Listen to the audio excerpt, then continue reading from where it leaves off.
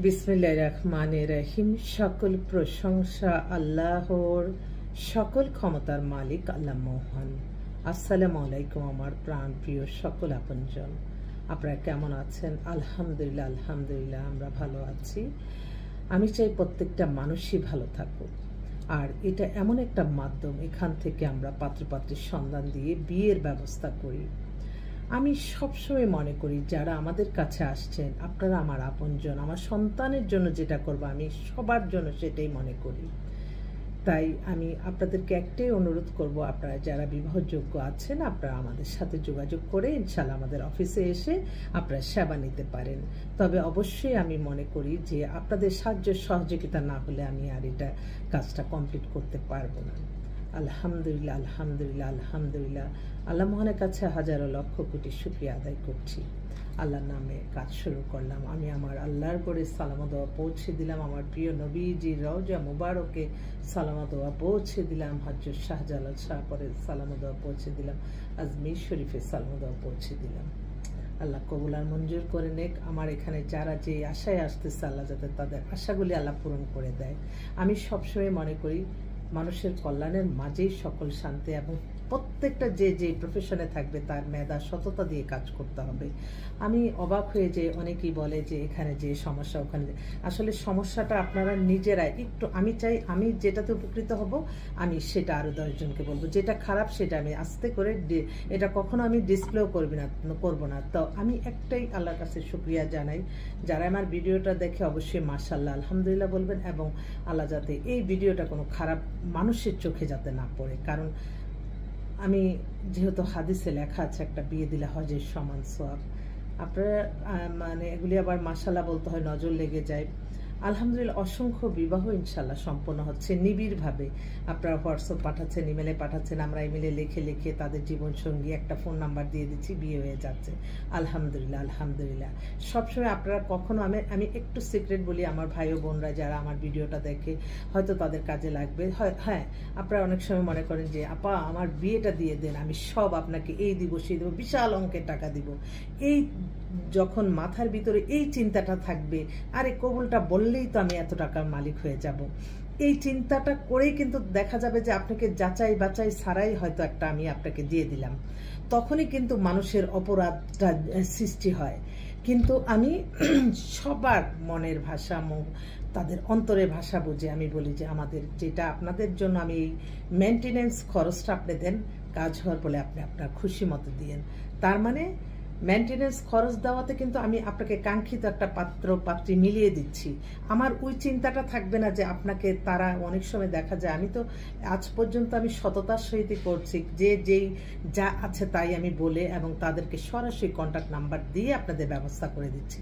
কারণ এই পৃথিবীতে বিয়ে না হলে কেউ কারো আত্মীয় না, তাই সেজন্য নিজ দায়িত্বে খোঁজখবর নেবেন এবং কখনো এই প্রলোভটা দেখাবেন না। আমার আজকে একটা থিম আসলো অনেকগুলি কাজে, আবার আমার কাছে অনেক আসে, মিডিয়ারা আসে, তারা বলে যে এটা আমি জানতেছি আমার কাছে ওইটা আছে, এটা প্রবলেমেটিক, তারপর সে আবার আরেকজনকে ডিসপ্লে, তখনই কিন্তু আমার এই চিন্তাটা আসছে যে হ্যাঁ, কখনো এই চিন্তাটা আপনারা কখনো আমাদেরকে এই অফারটা দিবেন না। তাহলে দেখবেন মানে বিয়েটা স্বাভাবিক হইতে হবে, আপনার কোনো লোকানো কোনো কথা থাকলেও সেটা আপনি জেনে যাবেন, তাহলেই দেখবেন আপনি যেটা জেনে করছেন সেটাই আলহামদুলিল্লাহ।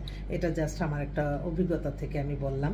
তো আপনাদের সকলের অনুরোধ রইল, আপনারা যারা বিবাহ করতে চান আমাদের সাথে যোগাযোগ করবেন ইনশাল্লাহ, হয়তো আপনার অনেক অভিজ্ঞতা সঞ্চয় হবে। সকল প্রশংসায় আল্লাহর। আমার এক ভাই, উনি আমেরিকা থেকে ফোন করছে, ওনার এক শালা, সে ছিল পুলিশ অফিসার, তাকে বিয়ে করেছে, এখন সে আবার নাম্বারটা দিয়ে আমেরিকাতে ফোন করাইছে। মেয়ে হচ্ছে ফার্মাসিস্ট, ডেট অফ বার্থ 2000 সাল, হাইট হচ্ছে 5 ফিট 4, পাতলা স্লিম, এবং ওরা আমেরিকাতে সপরিবারে, বাবা হচ্ছে অনেক বড় বিজনেসম্যান ওখানে, মেয়েটাও দেখার মতো। তো আমাকে উনি অনুরোধ করছে যে আমেরিকা থাকা যদি কোনো ছেলে হয়, আমার মেয়ে ফার্মাসিস্ট এবং অনেক বড় চাকরিও করে। তার আচ্ছা ঠিক আছে, আমি ডিসপ্লে করছি। আরেক ভাই, উনি হচ্ছে আর্মি অফিসার, ওনার মেয়ে হচ্ছে ও লেভেল করা, MIST থেকে ইঞ্জিনিয়ারিং কমপ্লিট করেছে, ওরও ডেট অফ বার্থ 99, 5 ফিট 3 লম্বা। উনি আবার চাচ্ছে একটু আর্মি অফিসার, যেটা আমি সবসময় বলি যে বাংলাদেশে সত্যি সত্যি শ্রেষ্ঠ যদি পাত্র থাকে আমার কাছে আর্মি অফিসারই 1 নাম্বার সবাই। তো তাদের শৃঙ্খলা, তাদের জীবনযাত্রা, তারা দেশের জন্য যার মায়া আছে, পরিবারের জন্য যার মায়া আছে, সে কখনোই কোনো খারাপ কাজ করতে পারে না। তো আমি আমার লাইফে আসলে সত্যি আর্মি অফিসার যতগুলি দিয়েছি আলহামদুলিল্লাহ শুকরিয়া, তারা প্রত্যেকেই ভালো অবস্থানে আছে। এটাই আসলে বোঝা যায় মানুষের কিন্তু আপনি প্রফেশনের সাথে কিন্তু আপনার মেন্টালিটিটা সেটেল হয়। সেই জন্য তারা উদ্দেশ্যই তাদের মানুষের কল্যাণে কাজ করা, মানবিকতা। অতএব সেই পাত্রগুলি তো সবাই চাবে, এটাই স্বাভাবিক। তো এই ভাই আরেক ভাই ফোন করে ফেলছে। তো দোয়া রইল ভাইয়ের জন্য, ভাইয়ের মেয়ের যাতে একটা আলাদা তার সুন্দর একটা ইয়ে দেয়। আরেক আপা উনি উত্তরায় থাকে, উত্তরাতে ওনার মেয়ে হচ্ছে 99-এ ডেট অফ বার্থ, ওর হাইট হচ্ছে 5 ফিট 6, পর্দা করে হিজাব পরে ওর একটা জব করতেছে। মানে কি বলবো, এত ভদ্র ফ্যামিলি, ফাদার মাদার দুইজনই টিচার, প্রফেসর। তো ওনার জন্য একটা ভালো একটা মেয়ে ছেলে চাচ্ছে, যদি বিদেশ হয় তাদের জন্য একটু ভালো মেয়ের স্কলার খুব ভালো তোর জন্য। তারপর আরেকটা বোন কালকে ওনার বাসায় ইনভাইট করেছে, আমরা রাত্রে ওনার এখানে ডিনার করেছি। মেয়ে হচ্ছে আপনার MBA নর্থ সাউথ থেকে করে, ও একটা এখন ও একটা স্কুলে জব করে, অবিবাহিত মেয়ে, 32-এর মতো বয়স। মেয়ের কিন্তু গুলশানে মেয়ের নামে নিজের ফ্ল্যাট আছে, 7তলা বাড়িও আছে। তো মানে এস্টাবলিশ পরিবার, উনি চাচ্ছে অবিবাহিত একটা ছেলে। তারপর আরেক ভাই উনি হচ্ছে জার্মানিতে থাকে, ছেলের বয়সও কম, 25 কি 26-এর মতো। ও একটা সুন্দর মেয়ে চায়, নিয়ে যেতে পারবে, সুন্দরের স্মার্ট মেয়ে চায়। আরেক ভাই ওনার ছেলে হচ্ছে গাড়ির শোরুম আছে, ছেলে হচ্ছে এলেভেল করা BBMBA, নামমাত্র একটা ডিভোর্স হয়ে গেছে, ওনাদের ধানমন্ডিতে বাড়ি টাড়ি আছে। ওই ছেলের জন্য একটা ভালো একটা ইয়ে চাচ্ছে। আরেক ভাই সে তো খুব উনি মাঝে মাঝে আমাদেরকে অনেক সহযোগিতা করে, লিখে দিয়ে আসসালামু আলাইকুম। তো এই ভাইয়ের বয়স ও আচ্ছা আরেকটা, হ্যাঁ উনি তো আবার রওনা দিয়ে দিচ্ছে। আরেক ভাই, এটা আবারও বলছি, মেয়েটা হচ্ছে আমেরিকার সিটিজেন, মেয়ের বয়স 26, ওর ডিভোর্স হয়ে গেছে। ও একটু অর্থনৈতিকভাবে, তার 4-5টা বাড়ি ছিল, ওইখানে নাকি বিল টিল অনেক কিছু আটকে গেছে, এখন আর একা চলতে পারছে না। বলছে যে ওনার ভাই এখনই আমার অফিসে প্রায় দুপুরবেলা লাঞ্চ করবে এবং তারা অনেকক্ষণ থাকবে আমাদের এখানে 5টা-6টা পর্যন্ত। ওর যে বড় ভাই, ওনারও বয়স 60, উনি বিয়ে করবে, নিয়ে যাবে, এরকম একটা মেয়ে চায়। প্লাস তার বোনটাকে এমন একটা ছেলে যে বাংলাদেশে থাকার ছেলেও নিবে, কিন্তু অবশ্যই তাকে মানে ওই টিকিট এগুলি ফেয়ার তার নিজের বহন করতে হবে, কিন্তু সে নাকি ওখানে গেলে সিটিজেনশিপ হয়ে যাবে, এটা আলোচনায় হবে। তো এরকম ছেলেও যারা আছে যে কোনো দেশের থেকে আমরা নিতে পারবে, তো আপনারা একটু যোগাযোগ করেন ইনশাল্লাহ। আরেক ভাই আমি একটু বলে যাচ্ছি, আরেক ভাই বনশ্রীতে, ওনার 7তলা বাড়ি, তারপরে গুলশান 1-এ মেয়ের নামে ফ্ল্যাট। মেয়ে হচ্ছে আপনার বায়োডাটার, এই তো দেখেই বলি কারণ এটা আজকে নতুন আসছে। অনেক সময় দেখা যায় যে একটু ভুল হলেই, ভুলটাই তো সমস্ত জায়গায় ছড়িয়ে যাবে, তখন এটা মিথ্যা বলে গুনার খাতায় লেখা হবে। মেয়ে হচ্ছে 98-এ date of birth, height 5 feet 5, BSc CSc SSC বিকর্ণাসা। ও আল্লাহ, বাবা হচ্ছে ডাক্তার, মাদার হচ্ছে হাউস ওয়াইফ, মেয়ের নামে ফ্ল্যাট, বাড়িতে অনেক কিছু দিয়ে রাখছে, কিন্তু উনি মেয়ে আবার হিজাব পরে, খুব ধার্মিক, একদম ফর্সা, সাদা ফর্সা। তো ওর জন্য চাচ্ছিল একটু দেশে থাকা, কারণ ওনার বড় মেয়েটা লন্ডনে থাকে, দুটোই মেয়ে, এই মেয়েটার জন্য সে দেশে থাকা চাচ্ছে। তো এরকম অনেক পরিবার আছে। আমার তো মনে হয় যে আল্লাহ, এই যে পরিবারগুলি ছেলে মেয়ে পাচ্ছে, আমার মনে হয় ওরা কেউ বুঝতেছে না, না বোঝার কারণে ওরা কেউ বিয়ে করতেছে না। আমার এক এক সময় মনে হয় যে আপনাদেরকে যখন আপনারা এই পরিবারগুলি আসে, আমার কিন্তু সাথে সাথে আল্লাহরই হুকুম মিলে যায় যে এই পরিবারটার সাথে এটা মিলবে। আমার মনে হয় আপনাদের ফোন না দিয়ে কিন্তু আমি চলে আসতে পারি, এসে মেয়ে ছেলে দেখায় একটা বিয়ে কিন্তু সাথে সাথে করাই দেওয়া যায়, এরকমও কিন্তু করতে মন চায়। তো আমি তো সবসময় চেষ্টা করি আপনাদের ভালো, আমি যে এই বিয়েটা দিলে যে আমার এত লাভ হবে সেই চিন্তা কিন্তু কখনই করি না। অনেকেই আছে জানায় না, আবার অনেকে আছে যে হওয়ার পরে জানায় যে আপু আমাদের এই যে দোয়াটা, মানুষ অকৃতজ্ঞ মানুষকে আল্লাহ পছন্দ করে না। সবসময় সব কিছুতে কৃতজ্ঞতা প্রকাশ করতে হবে। হিংসা, হানাহানি, ক্ষমতার অপব্যবহার সব কিছুতে দূরে রেখে আগে মানুষ ও মানবতার কল্যাণে আসতে হবে।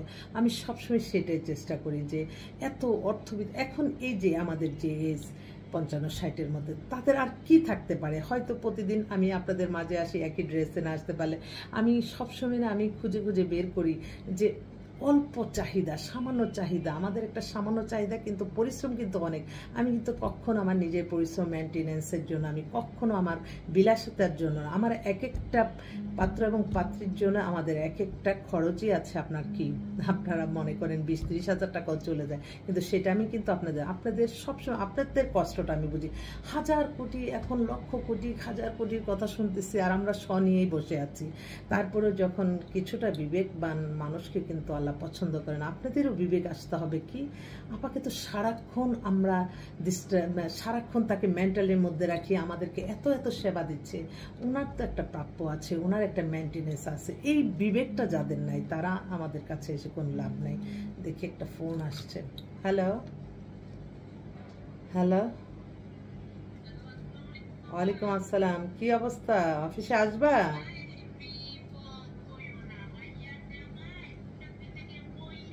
ওহো,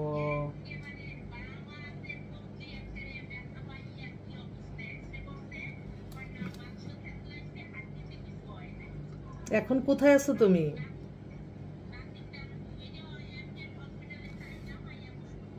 ও, আসবা না?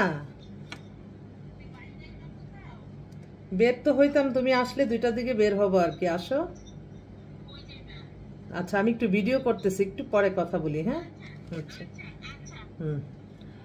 ও, বলি না, মানুষের বিপদের একটা সেকেন্ডে, সেই জন্য সবসময় একটু দান দক্ষিণা করতে হবে। জানের বলি জাদনা, জানের সদগা দিতে হবে। অহংকারী হওয়া চলবে না। আমি সব কিছু, এই ধরনের চিন্তাভাবনা থেকে আমাদের বেরিয়ে আসতে হবে। সবসময় মনে রাখতে হবে মানুষের কিভাবে একটা মানুষ আর একটা মানুষ দ্বারা কল্যাণ হয়, এই চিন্তা থাকতে হবে। মিথ্যা কাল্পনিক গল্প বানিয়ে মানুষ অনেক সময় মানুষকে হয়রানি করে। আমি মনে করি এটা থেকে বিরত থাকতে হবে। আমাদের ক্ষণিকের দুনিয়া, আমরা কিন্তু যত ভালো কাজ করব ইনশাল্লাহ আল্লাহ ততই ভালো রাখবে।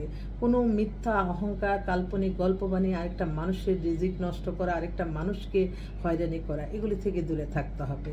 এটাই আমার কথা। তো সবাই ভালো থাকবেন, দোয়া করবেন। আল্লাহ নামে কাজ শুরু করলাম, সবার দোয়ার ভালোবাসা নিয়ে।